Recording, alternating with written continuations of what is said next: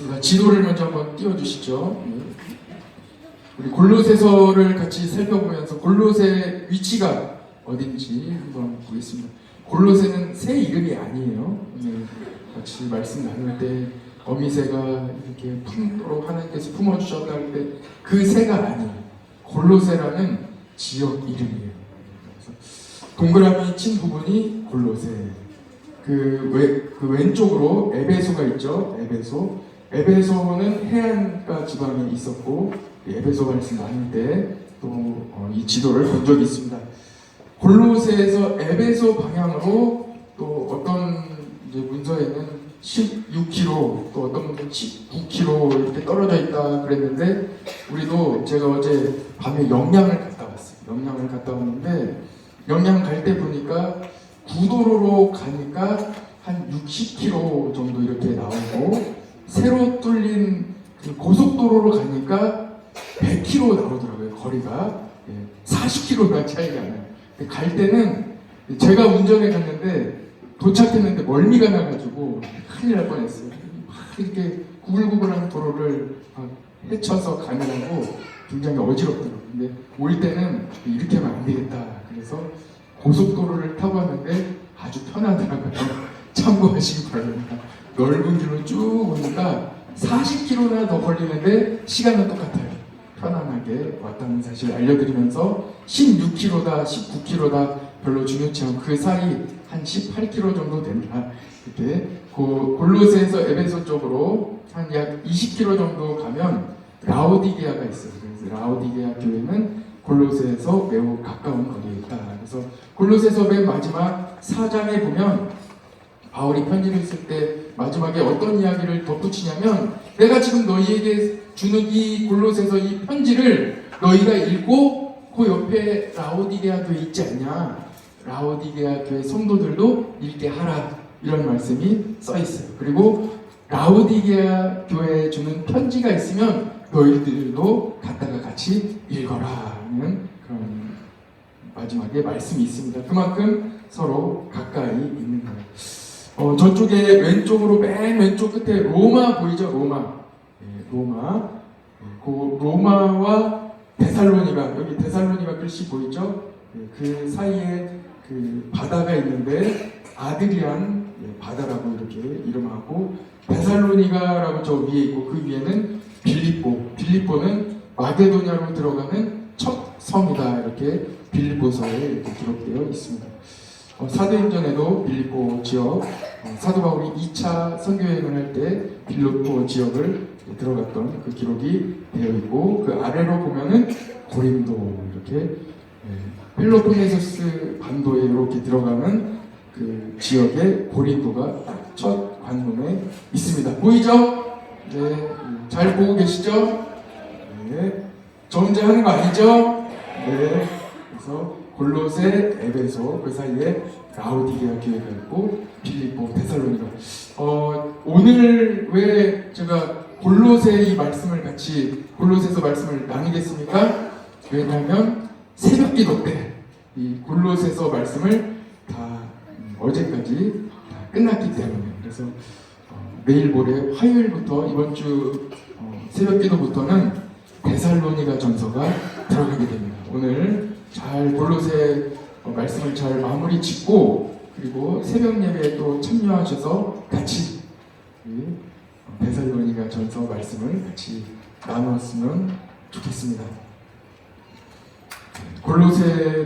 골로새서는 바울이 감옥에 있을 때 쓴 편지예요. 그래서 이 골로새를 썼을 때 바울이 어느 감옥에 있었냐면 로마에 있는 감옥에 있었어요. 그 감옥의 사진을 현재 좀 이렇게 유적지로 되어 있는데 사진 한번 보여주시죠. 이곳은 이탈리아 로마의 유적지로 남아있는 마메레틴이라는 감옥이에요.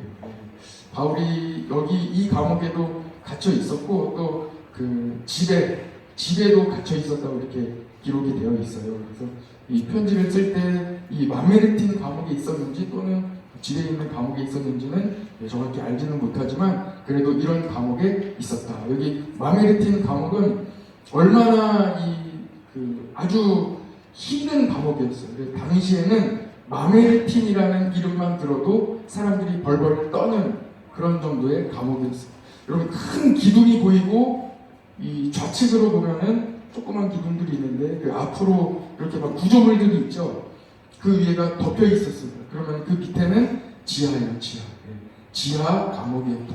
그래서 저곳에는 사형수라든지 강도라든지 매우 험한 사람들이 갇혀있던 곳이었고, 매우 심하게 핍박을 받고 또 험하게 가두었던 곳이 바로 저 마메르틴 감옥인데, 저 마메르틴 감옥의 입구에 가면 바울과 베드로가 갇혀 있었음, 이렇게 안내문구가 쓰여져 있습니다. 복음을 전하다 보면 이렇게 감옥에 갇히는 일도 있었고, 어려움과 혼란 가운데에서도 담대히 복음을 전할 수 있도록 성령님이 함께해 주셨습니다. 하나님이 함께 하시면 담대한 마음으로 무엇이든지 할 수 있는 것입니다. 오늘 이 골로새에서 이곳에서 쓴 골로새서의 이 말씀을 같이 전반적으로 나누기를 원하는데, 먼저 골로새서 교회가 겪고 있었던 어려움들이 있어요. 그래서 말씀을 전하는 거예요.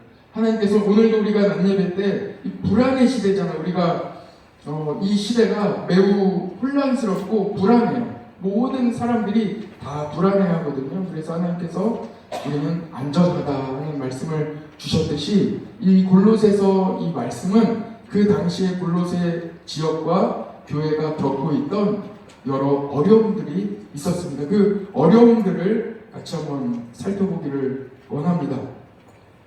그 어려움이 오늘 낮예배 때 살펴본 대로 우리 이 시대를 한 단어로 표현한 단어가 바로 파라소셜이라는 이런 단어였죠. 그래서 관계를 피상적으로 맺는 이런 간접적인, 모두가 자기 마음을 다 열지 않는, 한 발 뒤에서 방관적으로 모든 관계를 맺어가는 이런 시대를 우리가 살아가는데, 이 시대의 문화일 뿐만 아니라 그 문화가 고스란히 성도들에게까지, 신앙에까지 영향을 미치기 때문에 그것이 큰 문제인 것입니다. 그래서 성도는 이 시대에도 마음을 활짝 열고 더 하나님께 앞으로, 한 발 더 앞으로 나아가야 하는 것입니다.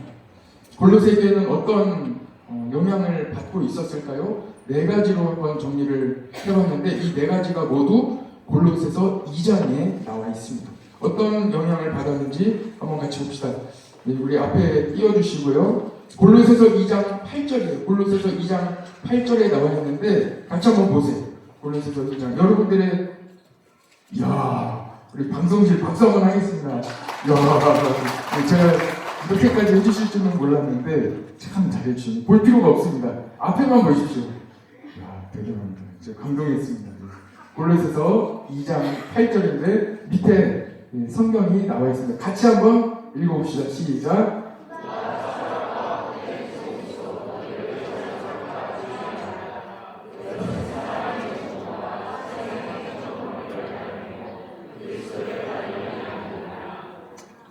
저기 나오죠. 철학과 헛된 속임수.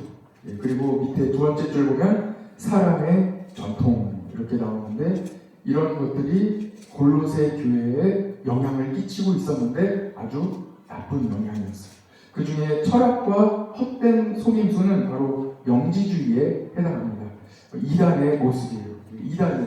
그래서 이 교회가, 골로새 교회가 매우 이런 어려움 가운데 있었던 것입니다. 두 번째, 골로새서 2장 16절 17절. 2장 16절 17절. 같이 두 절의 말씀 같이 읽어봅시다. 시작. 먹고 마시는 것과 절기나 초하루나 안식일을 이유로 누구든지 너희를 비판하지 못하게 하라. 이것들은 장래일의 그림자이나 몸은 그리스도의 것입니다. 아멘. 여기 보면 유대인의 전통이에요. 이 절기나 초하루나 안식일이나 이런 이유로 복음을 가리는 거예요. 자꾸 예수님 중심으로 살아가지 못하도록 자꾸 그 옆에 자꾸 다른 것들을 끼워 넣는 거예요. 그 중에 하나가 바로 유대인들의 전통이었습니다. 과거로 돌아가려고 하는 모습이에요. 유대인들의 전통, 율법으로 다시 돌아가야 한다. 행위로 구원을 받는다는 이렇게까지 이어지게 되는 거예요. 왜 유대인의 전통으로 자꾸 이렇게 돌아가면 안 되겠습니까? 예수 그리스도의 보혈의 능력을 결국은 거부하는 게 되기 때문입니다. 예수님의 십자가의 보혈의 능력을 부정하는 결과를 얻게 되는 거예요. 예수님의 십자가의 보혈의 능력이 무엇입니까? 다른 어떤 조건도 필요 없어요. 오직 예수님을 믿음으로 구원받는 거예요. 그런데 자꾸 하나씩 끼워넣게 되는 거예요. 그래도 율법은 지켜야 되지 않느냐? 그래도 할례는 받아야 되지 않느냐? 그래도 절기는 지켜야 되지 않느냐? 하나씩 끼워넣게 되면서 이제 나중에는 거기로부터 또 구원이 나온다. 그래야 우리가 구원받지 않느냐 하면서 예수님 이외에 다른 것으로부터 구원이 온다고 한마디씩 거들게 되어 있는 거예요. 바로 그 처음부터 철저하게 차단해야 되는 거예요. 오직 예수님밖에 없다. 우리는 예수님밖에 없다 하는 말씀이 이 두 번째 말씀인 것입니다. 유대인의 전통마저도 철저하게 우리가 체크하고 거부해야 된다 하는 말씀이 두 번째. 세 번째 보겠습니다. 골로새서 2장 18절.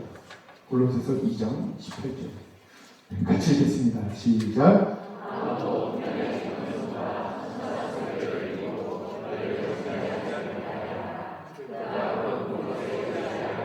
그 신의 생각을 따라 헛되이 가장하고. 아멘.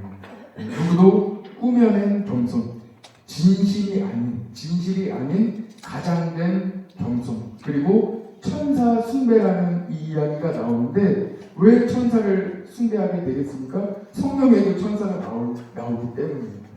그런데 천사는 누구예요? 하나님의 그냥 종에 불과해요. 우리는 하나님의 종을 섬기는 게 아니에요. 하나님을 섬기는 거예요. 왕이신 예수 그리스도를 섬기는 거예요. 천사가 나타나서 어떻게 했습니까? 천사를 섬기라고 한 게 아니에요. 예수님께서 태어나셨다. 예수님께서 부활하셨다. 알려주는 거예요. 예수님께서 너희들이 본 그대로 다시 오실 것이다. 왜 하늘을 바라보고 있느냐? 너희들은 믿음으로 살아가라. 예수님 너희가 본 대로 그대로 다시 오실 것이다. 알려주는 역할을 하는 거예요. 그런데 또 옆으로 또 빠지는 거예요. 천사.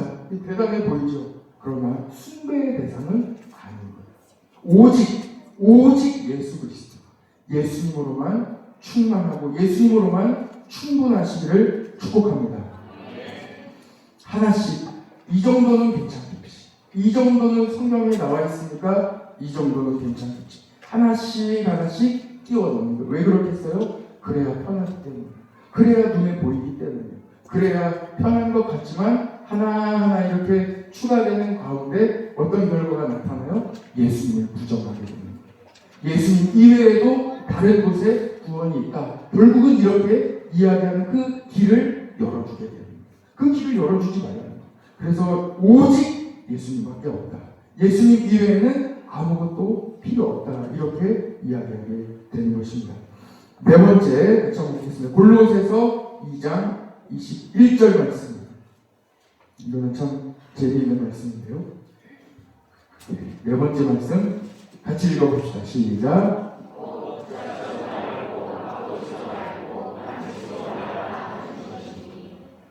네, 맞아요. 이것도 첫 번째 것과 마찬가지로 영지주의의 영향입니다. 영지주의는 우리 새벽기도 나오신 분들은 잘 기억하시겠지만 영지주의는 두 가지로 영향을 끼치게 되는데 영지주의는 결국 무엇이냐면 지식을 숭배하는 거예요. 지식. 오늘 난예배 때도 지식, 과학 이런 것들을 같이 한번 나눴는데 지식과 과학은 좋은 것도 나쁜 것도 아니에요. 하나님이 주신 축복이에요. 그 지식을 가지고 하나님을 잘 알아가고 그 지식을 가지고 예수님을 알아가는 좋은 축복의 도구가 될 수 있는 거예요. 그러나 그 지식 자체를 숭배해서는 안 됩니다. 하나님이 주신 하나의 축복에 불과하기 때문입니다. 그런데 이 영지주의는 그 지식으로 구원받을 수 있다. 내가 이것을 깨달음으로 구원받을 수 있다. 이것을 알아야, 이 지적으로 알아야 구원받을 수 있다라고 주장했던 이단이 바로 영지주의였습니다. 이것 때문에 두 가지의 결과로 나타나게 되는데 그 중에 하나는 금욕주의예요. 아예 세상과 동떨어져서 저 산속에 들어가서 세상과 등지고 완전히 금욕적으로 살아가는 사람들이 있었고, 또 완전히 이 세상은 아무것도 아니기 때문에 이 세상에서는 내 마음대로 살아도 된다 하고 이렇게 막 살아갔던 사람들이 바로 영지주의자들이었습니다. 극단적으로 양갈래로 나뉘게 됐어요. 그 중에 이번 네 번째 함께 나누는 말씀 앞에 보면 나오죠. 붙잡지도 말고 맛보지도 말고 만지지도 말라. 이 무슨 말이냐면 아무것도 아니에요, 여러분. 완전히 금욕주의로 살아가는 사람들과 같이 살아가지 말라는 거예요. 건강한 신앙은 어떻습니까? 신앙이 그대로 삶으로 이어지는 거예요. 말씀을 들은 대로 그대로 살아가는 거예요. 내가 예수님으로 충만하다 그러면 내가 예수님으로 만족하는 그 삶을 그대로 한 주간 동안 살아가는 것입니다. 난예배 때 파라소셜을 나누면서 어떤 이야기를 들으셨고 기억하십니까? 안아주자 하는 말씀 기억하세요? 예, 그러면 여러분들이 한 주간 살아갈 때에 나하고 생각이 조금 다를지라도 포용해 주신 거예요. 이해해 주는 거예요. 옳고 그름을 너무 따지려고 하지 말고 하나님이 나에게 베풀어 주신 사랑을 기억하고 내가 죄인이었을 때 이미 나를 안아주신 예수 그리스도의 사랑을 기억하며 나도 너무 옳고 그름을 따지지 말고 사랑해 주는 거예요. 서로 달라도 안아주는 거예요. 네, 그러면 하나하나 풀리는 하나님의 은혜를 경험할 줄 믿습니다. 진짜 지혜는 어디에 있습니까? 하나님께 있습니다. 하나님이 주신 지혜로 이 지혜의 말씀을 선포한 코헬렛, 그 말씀이 바로 솔로몬이 기록한 성경 전도서에 이런 말씀이 기록되어 있어요. 전도서 5장 7절인데 오직 너는 하나님을 경외할지니라 이렇게 기록되어 있습니다. 왜 그렇습니까? 지혜는 오직 하나님께 있기 때문입니다. 같이 한번 해봅시다. 오직 너는 하나님을 경외하라. 꼭 기억하시기를 바랍니다. 모든 지혜는 하나님께 있습니다. 우리 모든 성도들은 창조주 하나님을 기억하시기 바랍니다. 1883년 영국에서 출판된 소설 중에 보물섬이라는 소설이 있어요. 한번 화면 보시면 그 뒤에 지도를 이렇게 가져와 봤습니다. 잘 보이시는지 모르겠어요. 저는 어렸을 때 이 보물섬이라는 책을 정말 재밌게 읽었어요. 이 주인공 이름이 짐 킨스라는 소년인데 어느 날 우연히 이 지도, 보물섬이 있는 지도를 발견하게 돼요. 그리고 이 지도를 가지고 이제 보물섬으로 향하는 이 모범의 내용이 바로 보물섬이라는 소설의 내용이거든요. 배를 타고 다니면서 해적들을 만나기도 하고 또 그 안에서 어려움을 겪으며 결국 살아내고 또 살아남아서 그리고 보물섬으로 간다. 뭐 이런 내용이 바로 보물섬의 내용입니다. 여러분, 성경은 보물이신, 보화이신 예수님을 말씀하고 있는 거예요. 그래서 성경을 읽으면 예수님으로 가는 그 길을 만나게 되는 것입니다. 예수님을 만나는 길이 어디에 있습니까? 성경에 나와 있는 거예요. 그래서 성경을 읽으시기를 바랍니다. 성경은 만복의 근원이신 예수님을 가리키고 있습니다. 성경 속에 믿음으로 살아가는 지도가 다 나와 있는 것이 바로 성경입니다. 오늘 말씀을 한번 보십시오. 오늘 골로새서 2장 3절의 말씀입니다. 오늘 말씀을 보시면 어떻게 기록되어 있어요? 예수님 안에, 그 안에는 지혜와 지식의 모든 보화가 감추어져 있다. 이렇게 말씀하고 있습니다. 모든 보화는 예수님께 있는 거예요. 예수님이 보물이십니다.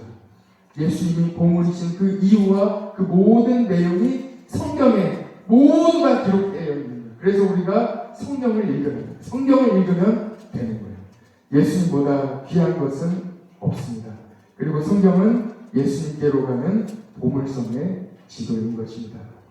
골로새서 말씀은 골로새 교회가 당면했던 여러 가지 이 위협에 대한 말씀들이 나오며 그에 대한 해답을 딱 한 가지로 명확하게 제시하고 있는 거예요.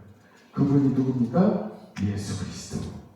어떠한 위협, 유대인 전통의 위협이 다가올지라도 어떠한 영지주의 이단의 위협으로 성도를 막 흔들어 놓을지라도 금욕주의와 또한 이 삶을 마음대로 살아가도 된다는 이런 혼란한 상황을 계속 주는 이런 혼란 가운데서도 누구 한 분이면 된다는 거예요? 예수 그리스도. 예수 그리스도 한 분만 바라보지 못하도록 곳곳에서 이야기하는 이야기들이 있다는 거예요. 그러나 그때에 우리는 딱 차단하고 어떻게 해야 되겠습니까? 예수님 한 분만 바라보고 나아가시기를 바랍니다. 다 함께 자리에서 일어나셔서 예수의 담기를 같이 찬양합니다.